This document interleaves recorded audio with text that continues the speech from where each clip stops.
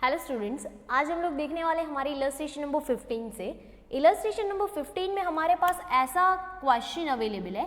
ये सारी जो एक्स्ट्रा इन्फॉर्मेशन है ना, वो बाकी सारे फॉर्म्स के लिए भी बहुत ज़्यादा यूजफुल हो सकती है, तो इसीलिए मैंने ये किया है। ये बाद में एक्सप्लेन कर लेते हैं, लेकिन पहले देखते हैं कि क्वेश्चन में क्या अवेलेबल है।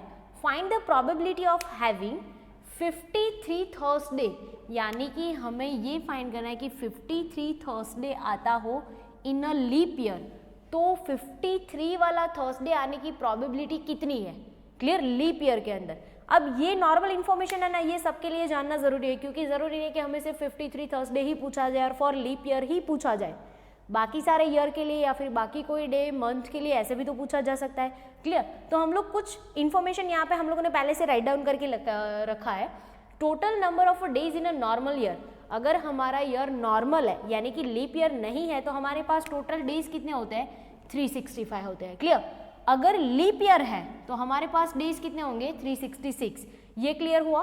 अब आप चेक करो कि 365 को 7 से डिवाइड करो ना, तो आपको 52 पॉइंट समथिंग समथिंग मिलता है। इट मीन्स 7 क्यों डिवाइड किया, क्योंकि एक वीक के अंदर कितने डेज होते हैं, 7 डेज होते हैं, क्लियर। इट मीन्स हमें इतना तो क्लियर हो गया कि 52 हमें कंप्लीट वीक मिलने वाला है। 52 वीक तो कंप्लीट आएंगे, जैसे संडे से लेके सैटरडे तक, क्लियर। लेकिन बाकी के और कितने डे एक्स्ट्रा बचेंगे। इट मीन्स कि अगर आप 52 इंटू 7 करते हो तो 360 यहाँ पे आएगा 4। 364 डेज ऐसे हैं कि जो कंप्लीट वीक के अंदर कवर होते हो, क्लियर। इट मीन्स कि 364 डेज के कंप्लीट वीक आते हैं, क्लियर। अब देखो हमारा लीप ईयर है, इट मीन्स कि हमारे टोटल डेज कितने होने वाले हैं, 366। बट हमें इतना पता है कि कंप्लीट वीक यानी कि जितने 7 डेज है वो हर 7 डेज 52 टाइम तो कंपलसरी आने ही वाला है, क्योंकि कंप्लीट वीक है तो वो कितने डेज कवर कर लेता है, 364 डे, यानी कि हर डे 52 टाइम आ जाएगा 364 डेज में, क्लियर। अब एक्स्ट्रा डे हमारे पास कितने बचे, 2 डेज बचे। देखो 366 में से 364 माइनस कर दो तो कितने बचेंगे, 2 डेज। अब ये 2 डेज में जरूरी तो नहीं है ना कि थर्सडे ही आएगा, कोई भी तो डे आ सकता है। तो हम लोग ऐसा रख सकते हैं कि भाई चलो हमारा जो 2 एक्स्ट्रा डे बचता है तो उसमें मे बी इट्स पॉसिबल ना कि संडे और मंडे आए, क्लियर। ऑल्सो पॉसिबल कि मंडे और ट्यूसडे आए, क्लियर। ट्यूसडे और वेडनेसडे भी आ सकता है, क्लियर। वेडनेसडे और थर्सडे भी आ सकता है, थर्सडे और फ्राइडे भी आ सकता है, फ्राइडे और सैटरडे भी आ सकता है, एंड सैटरडे और संडे भी तो हो सकता है, क्लियर। इट मीन्स कि जो 2 दिन हमारे पास एक्स्ट्रा बच रहे थे, 52 टाइम तो हर दिन मतलब आने ही वाला है, क्लियर, क्योंकि वो कंप्लीट वीक है। लेकिन जो 2 एक्स्ट्रा डे बचेंगे उसमें ज़रूरी तो नहीं है ना कि थर्सडे ही आएगा, इन 2 दिनों में से कोई भी दिन आ सकता है। लेकिन हमें प्रोबेबिलिटी कौन सी फाइंड करनी कि 53 थर्सडे आने चाहिए। 52 तो हर कोई आएगा, 53 आएगा, उसका प्रोबेबिलिटी कितना है तो वो हमें फाइंड करना है। यहाँ पे आप देख सकते हो कि हमें नंबर ऑफ एलिमेंट्स कितने मिले हैं, तो कि 7, तो एन हो जाएगा हमारा 7। हम लोग ये वाला जो इवेंट है ना 53 संडे फाइंड करने का, उसको हम लोग डिनोट करते हैं बाय P ऑफ A, और हमें प्रोबेबिलिटी फाइंड करना होता है तो क्या करना पड़ता है, m अपॉन n। अब देखो n तो हमें मिल चुका है 7, क्योंकि 7 डेज होता है और 7 प्रोबेबिलिटी ही होगी, क्लियर। अब चेक करो थर्सडे वाला प्रोबेबिलिटी आपको इसमें से कितने इवेंट में दिख रहा है, तो कि ये वाला जो है वो और ये वाला। इट मीन्स कि 2 ऐसे चांसेस है कि जिसमें थर्सडे आ सकता है, और वो भी कौन से नंबर का, 53 नंबर का, क्लियर। तो इट मीन्स कि यहाँ पे आपका एम क्या होगा, फेवरेबल आउटकम्स जो आपको चाहिए वो, तो कि 2, तो हमारा प्रोबेबिलिटी कितना होगा, 2/7। अब देखो इसको अगर शॉर्टकट मेथड से करना है गाइज, ये सारे जो क्वेश्चंस है ना वो बहुत ज़्यादा टाइम एमसीक्यू और 1 मार्क में भी पूछे जाते हैं, तो एट दैट टाइम हम लोग सब कुछ ये कैलकुलेशन वगैरह सब कुछ करने नहीं बैठेंगे। तो हमें शॉर्टकट सीखना है। हमें क्या याद रखना है, अगर ईयर है, कंप्लीट वीक कितने आते हैं, 52, कोई भी ईयर हो 52 वीक तो आएंगे ही आएंगे, क्लियर। और 52 वीक के डे कितने होते हैं, 364। इट मीन्स अगर आपको लीप ईयर दिया है तो आप क्या करोगे, 366 में से 364 माइनस करोगे, कितना बचेगा, 2, तो 2/7 आपका आंसर। अगर नॉर्मल ईयर है तो कितने डेज होंगे, 365, तो 365 माइनस 364 करो, कितना बचेगा, 1, तो 1/7 आपका आंसर।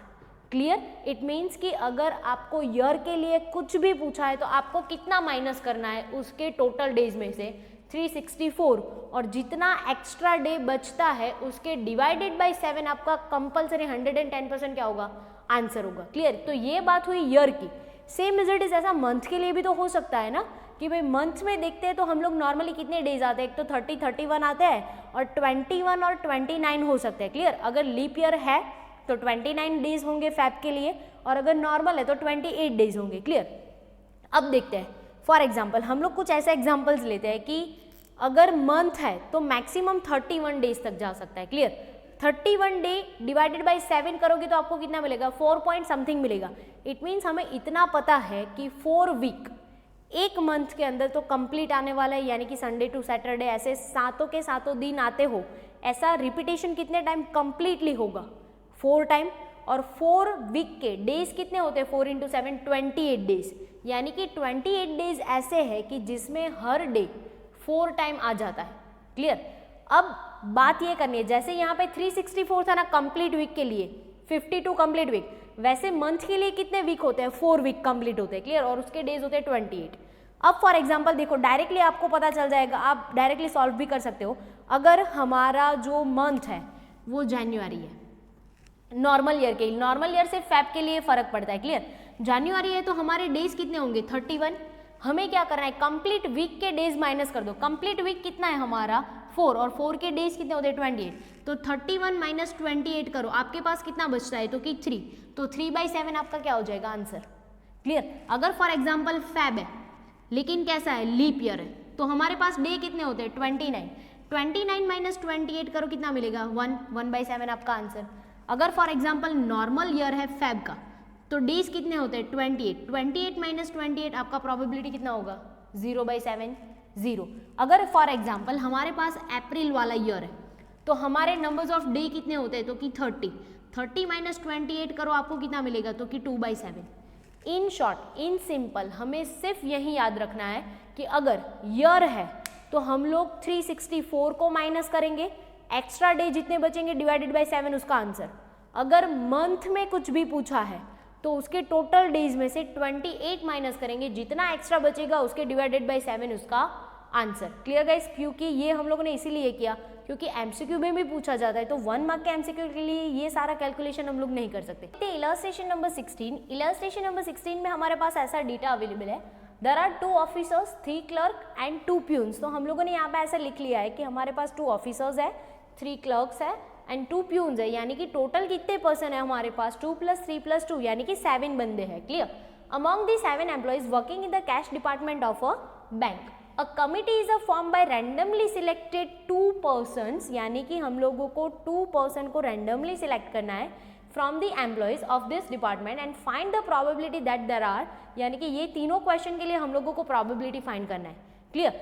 तो फर्स्ट ऑफ ऑल तो हमें क्या करना पड़ेगा कि n फाइंड करना पड़ेगा, क्योंकि हर प्रोबेबिलिटी में हमें क्या चाहिए होता है, m/n चाहिए होता है। क्लियर? और n तो हर किसी में सेम ही रहेगा। अब हमें टोटल बंदे कितने दिए हैं, तो कि 7, उसमें से सिलेक्ट कितने करने हैं, तो कि 2। तो हमारा n = क्या हो जाएगा, 7c2 हो जाएगा। क्लियर? 7c2 का मतलब क्या होगा गाइस, तो कि 7 × 6 डिवाइडेड बाई 2 × 1, इट मीन्स कि ये कितना हो जाएगा, 21। तो हमें पता चल गया कि हमारा n कितना है, 21 है। क्लियर? अब देखते हैं यहाँ पे फर्स्ट वन प्रोबेबिलिटी फाइंड करते हैं। हमें क्या फाइंड करना है, तो कि 2 प्यून सिलेक्ट होने चाहिए, यानी कि ये जो 7 में से 2 सिलेक्ट कर रहे हैं वो 2 अगर प्यून है तो उसका प्रोबेबिलिटी कितना है वो हमें फाइंड करना है। तो इसको हम लोग डिनोट कर रहे हैं बाय ए, क्या होगा, सिलेक्टिंग 2 प्यून्स। क्लियर? तो हम लोग P ऑफ A कैसे फाइंड कर सकते हैं, तो कि m/n, n तो हमें पता चल गया है कितना है, 21। m फाइंड करता है अगर दोनों के दोनों प्यून को सिलेक्ट करना है, यानी कि ऑफिसर्स और क्लार्क सिलेक्ट नहीं हो पाएंगे। क्लियर? तो फर्स्ट वन के लिए हम लोग यहाँ पे सिलेक्ट करते हैं, क्या हो जाएगा, तो कि ऑफिसर में से कोई सिलेक्ट नहीं हो पाएगा, यानी कि 2c0, क्लर्क में से भी कोई सिलेक्ट नहीं हो पाएगा, यानी कि 3c0, बीच में सब में मल्टीप्लीकेशन आएगा क्योंकि एंड का मतलब होता है मल्टीप्लीकेशन। क्लियर? और प्यून जो है वो दोनों के दोनों सिलेक्ट हो जाएंगे, इट मीन्स कि ये क्या हो जाएगा, 2c2।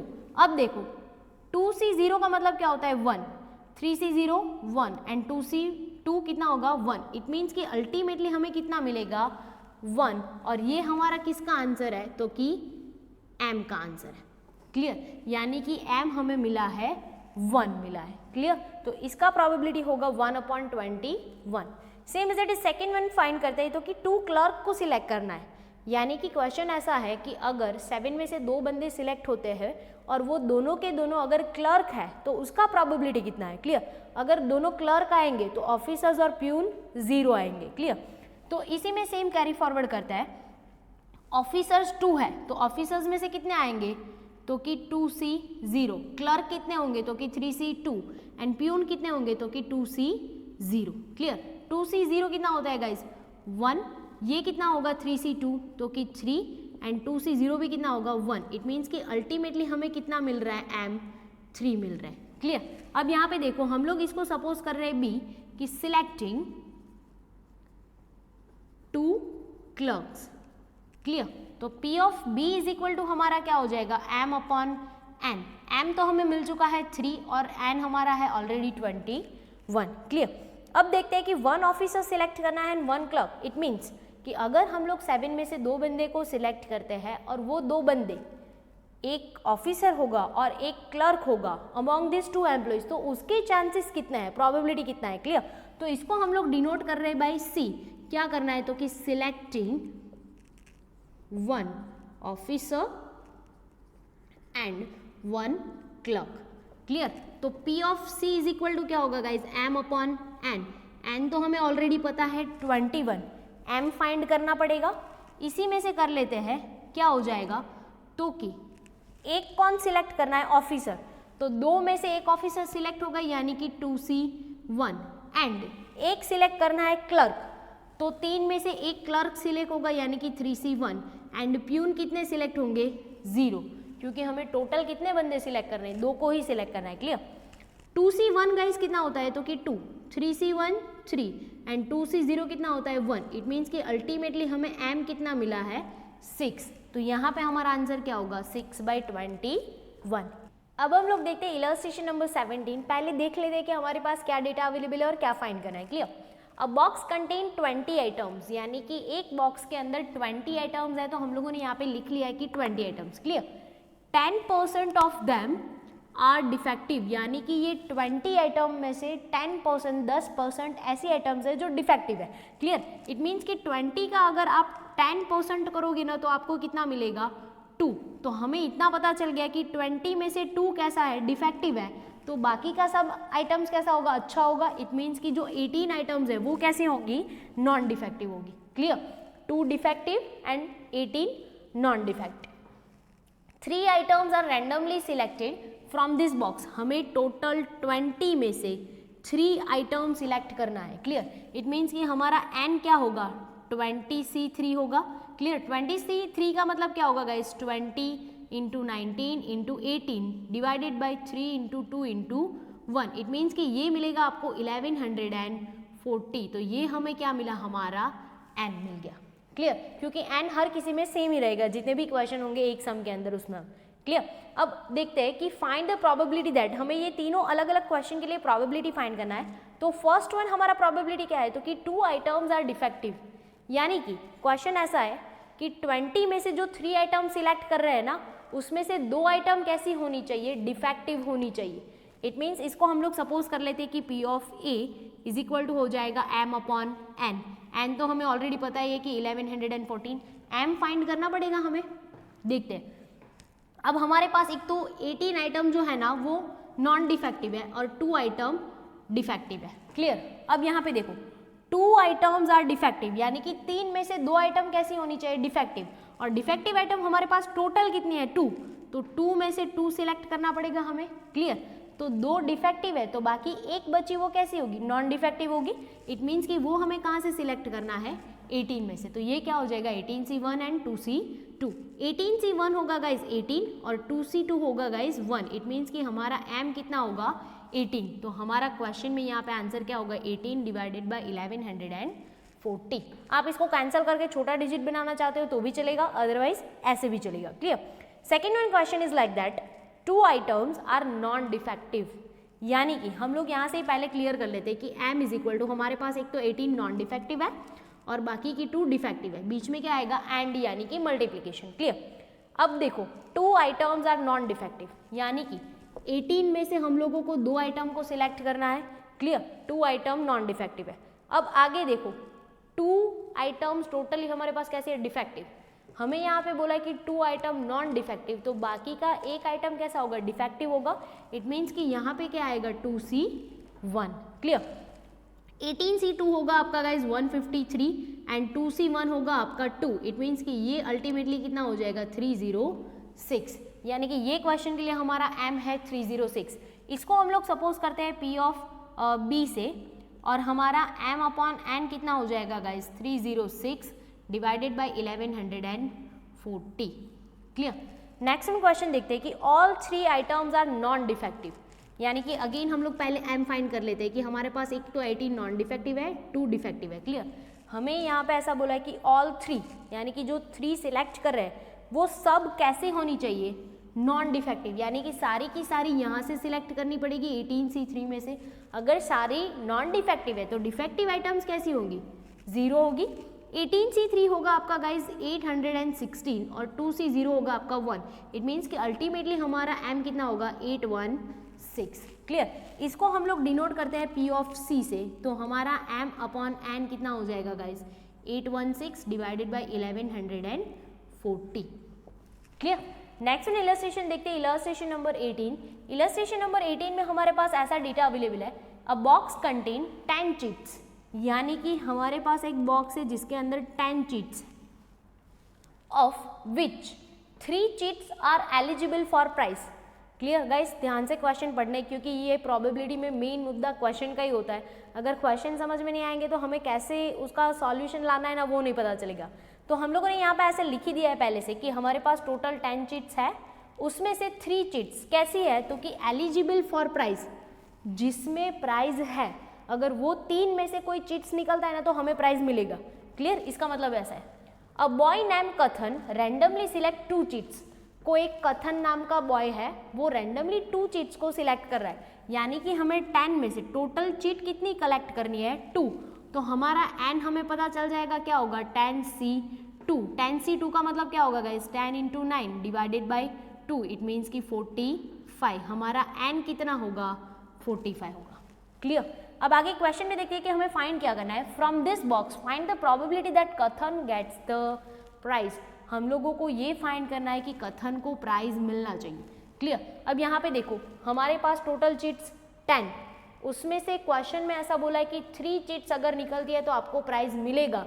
इट मीन्स कि 3 के अलावा की बाकी की 7 चिट्स निकलेगी तो हमें प्राइज नहीं मिलेगा। क्लियर। इट मीन्स कि 3 is eligible for prize, then 7 is not eligible for prize. और क्वेश्चन हमें क्या फाइंड करना है तो कि कथन गेट्स द प्राइज।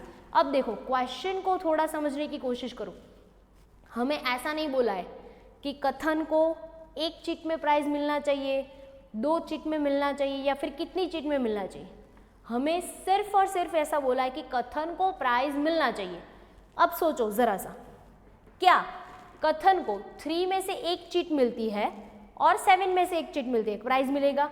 यस, क्योंकि 3 में से तो 1 चिट आ रही है ना, और कितना प्राइज मिल रहा है ना वो हमें डजंट मैटर, वो हमें कंसिडर नहीं करना है, हमें बस प्राइज मिलना चाहिए। क्लियर। और अनदर वे सोचो कि क्या तीनों में से दोनों की दोनों चीट निकल जाती है, यानी कि दोनों चीट उसको प्राइज वाली मिलती है, तो क्या फिर भी हम कह पाएंगे कि उसको प्राइज मिल रहा है? यस। इट मीन्स कि 3 में से अगर उसको 1 चिट मिलता है तो भी प्राइज मिलेगा, अगर 3 में से उसको 2 चिट मिलता है तो भी प्राइज मिलेगा। Clear guys. तो यहाँ पे देखो हमारा m कैसा होगा। एक first of all first option सोचते हैं कि 3 में से चलो शायद सोच लो कि उसको 1 चिट मिल गया, यानी कि हमारे पास टोटल चिट कितनी है 7 इंटू 3, 7 जिसमें प्राइज नहीं है, 3 जिसमें प्राइज है। क्लियर। एक ऑप्शन हमारा ऐसा है, तो 7 और 3 में से बाई चांस अगर उसको 1 चिट मिलता है मतलब प्राइज मिलेगा? यस मिलेगा। तो अगर 3 में से उसको 1 चिट मिलता है तो बाकी का चिट कहाँ से मिलेगा? 7 में से मिलेगा ना, क्योंकि हमें टोटल चिट कितनी लेनी है 10 में से 2, क्लियर। तो बाकी का एक चिट कहाँ से होगा, 7 में से होगा, क्लियर।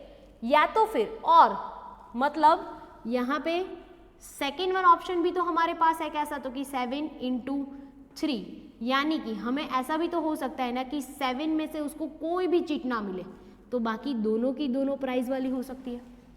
इट मीन्स पता चला आपको, 3 में से एक चिट निकलती है तो भी प्राइस मिलेगा, 3 में से 2 चिट निकलती है तो भी प्राइस मिलेगा।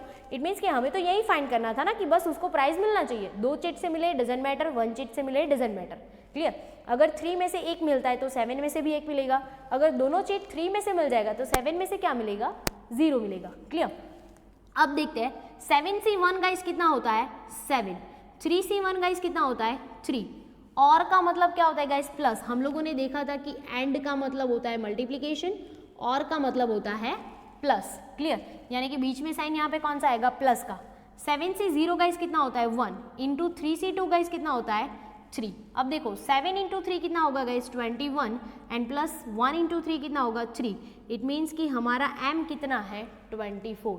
अब ये जो इवेंट था ना कथन को प्राइज मिलने वाला, उसको हम लोग डिनोट करते हैं बाय P ऑफ A, तो हमारा m/n कितना हो जाएगा, 24 divided by 45, clear guys. Text book में आपको जो क्वेश्चन का सॉल्यूशन दिया है वो थोड़ा अलग और डिफिकल्ट मेथड से दिया है, तो आप अगर इस मेथड से जाते हो तो बहुत इजीली और आपको समझ में भी जल्दी से आ जाएगा।